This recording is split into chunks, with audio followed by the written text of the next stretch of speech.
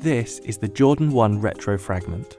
It originally retailed for $185 in 2014, but today a pair can resell for up to $2,000. And this is the Yeezy Boost 350 V2 Core Black Red, which retailed at $220 in 2016 and now resales for $900. The Fragment's resale value more than doubles its competition. These shoes were both sold in limited releases, so why did Jordans become so much more expensive?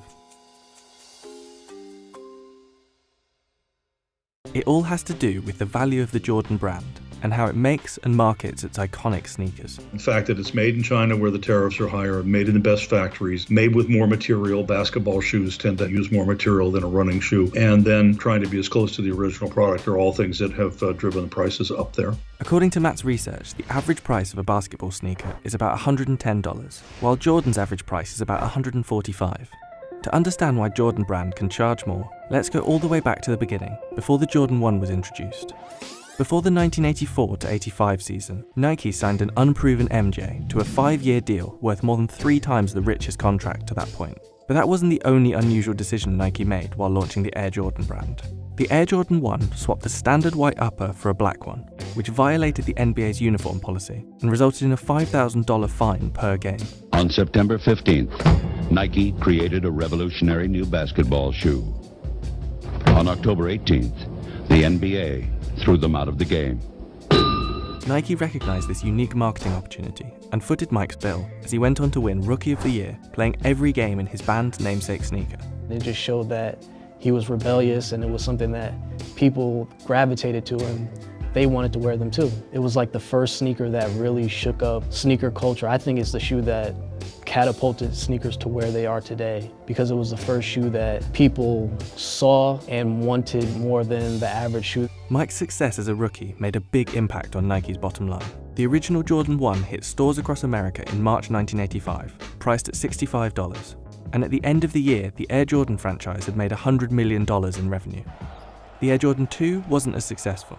After just 18 games in his new design, Jordan suffered a season-ending broken foot. Reports surfaced about Mike being unhappy and looking to jump ship to Adidas. The Air Jordan 3 became a crucial crossroads for Jordan and Nike. Enter Tinker Hatfield. Today, he's known as the architect of modern sneaker design. Back then, he was known for innovating Nike's Air Max technology. His Jordan 3 design became legendary. It pioneered the first ever mid-cut basketball sneaker, included elephant print overlays, and immortalized his airness in the Jumpman logo.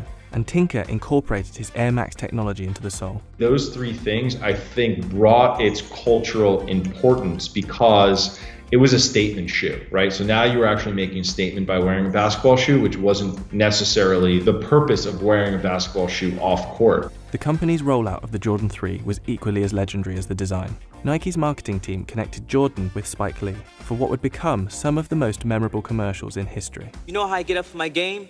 Do you know? That's right, Air Jordan, Air Jordan, Air Jordan. You really saw the Jordan brand become a luxury brand in the United States. It was our designer sneaker, and it made the shoes very visible, and that's a big part of the conspicuous consumption, is to be able to look across the room and see that that person's wearing a $100 shoe or a $300 shoe in today's parlance. During all this, the price of Jordans had jumped to $100, significantly higher than the top basketball sneaker at the time, Converse's Weapon.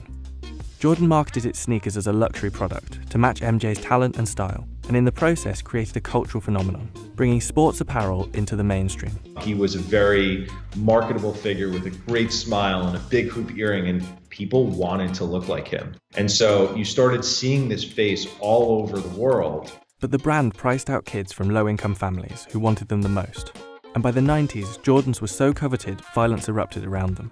2 teens were even killed for their Jordan sneakers.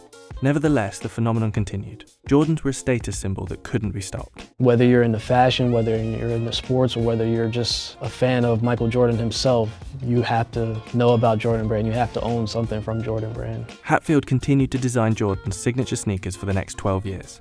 The Jordan brand became a sneaker giant, and MJ became the greatest player in basketball history. Their run lasted for more than a decade, but that was all about to change. In 2013, Adidas released new technology, signed Kanye West, and started making big gains. Despite increased competition, Jordan's prices stayed high, That year's new Jordans retailed at $250, the highest price for a new signature Jordan release to that point. Retro prices jumped too.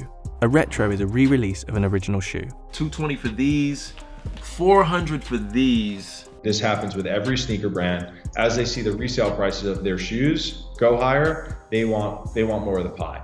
And so they started to try and get more of the pie. When Adidas came out with a lot of their more popular styles during that era, it caused a lot of people to just say, I'm gonna stop buying Jordans for right now and I'm gonna focus on these newer styles that are comfortable, that are cool, that are trendy. Jordans weren't selling out as fast as they had in previous years, and Jordan increased supply to balance out revenues, but it oversaturated the market.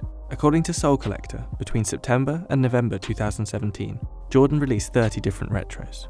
The price hikes combined with an oversaturated market and increased competition led to what Soul Collector called Jordan fatigue, and Adidas's market share nearly doubled.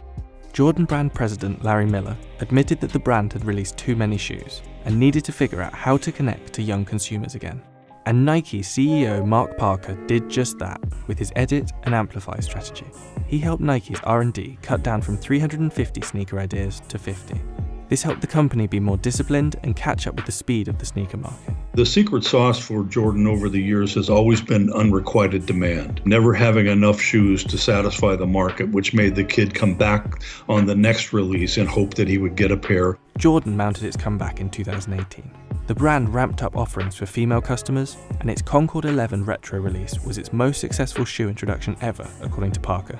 And they've been able to connect to a new generation, tapping Travis Scott, Virgil Abloh, and more to offer their takes on the historic designs. Today, you don't really need to market a Jordan product, and so it becomes a pull market. The idea is that the product is so sensational, so wanted by the consumer, that it's pulling them into the store. The brand is pulling in customers like the old days, and according to Parker, Jordan 1s are more coveted than ever. Resale info backs that up. Remember that comparison we did at the beginning?